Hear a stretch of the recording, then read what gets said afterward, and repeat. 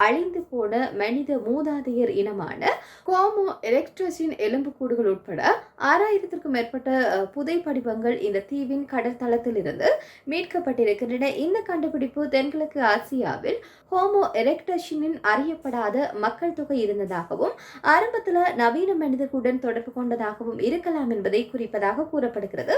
Indonesia தீவு கூட்டத்தில் மூழ்கிய பகுதிகளில் இருந்து இந்த புதைப்படிவங்கள் கிடைப்பது இதுவே முதன்முறை என்று சொல்லப்படுகிறது. இந்த கண்டுபிடிப்பானது மேலும் தனித்துவமாக இருக்கிறதாக சொல்லப்படுகிறது. சுமார் 1,40,000 ஆண்டுகளுக்கு முன்பு கடல் மட்டம் தற்போது இருப்பதை விடவும் மிகவும் குறைவாக இருந்ததாக சொல்லப்படுகிறது. இந்த பகுதி புல்வெளிகள், ஆறுகள் மற்றும் வனவிலங்குகள் நிறைந்ததாக இருந்ததாம். இங்கு கிடைத்துள்ள புதைப்படிவங்களில் சில வெட்டு அடையாளங்கள் கூட இருப்பதாக கூறப்படுகிறது.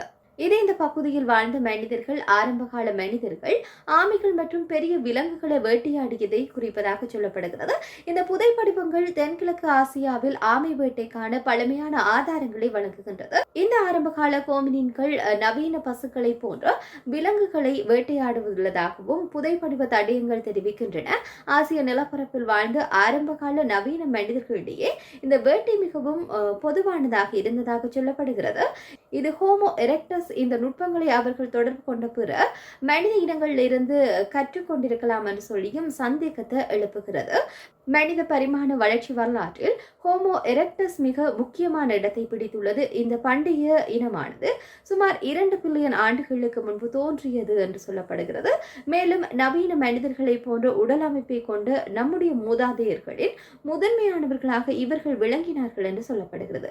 ஆப்பிரிக்காவை விட்டு வெளியேறி தென்கிழக்கு ஆசியா வரை பயணித்த முதல் மனித இனமும் இவர்களாகத்தான் இருக்க முடியும். அதே காலகட்டத்தில் நியாண்டர்தால்கள் மற்றும் டெனிசோவன்கள் போன்ற பிற பண்டைய மனித இனங்களும் ஆசியாவில் சில பகுதிகள் உட்பட உலகில் பல்வேறு பகுதிகளில் தோன்றியிருக்கின்றன. இருப்பினும் இந்த வெவ்வேறு இனங்களுக்கு இடையில் எவ்வளவு தொடர்பு இருந்தது என்பது இன்றும் உறுதிப்பட கூற முடியாது இருக்கிறது. ஆராய்ச்சியின்படி பார்க்கிற போது ஹோமோ எரெக்டஸ் இந்தோனேஷியா தீவான ஜாவாவில் சுமார் 1,17,000 முதல் 1,08,000 ஆண்டுகளுக்கு முன்பு வரை வாழ்ந்தது என்று சொல்லியும் அதன் பிறகு அவை அழிந்துவிட்டன என்றும் சொல்லப்படுகிறது.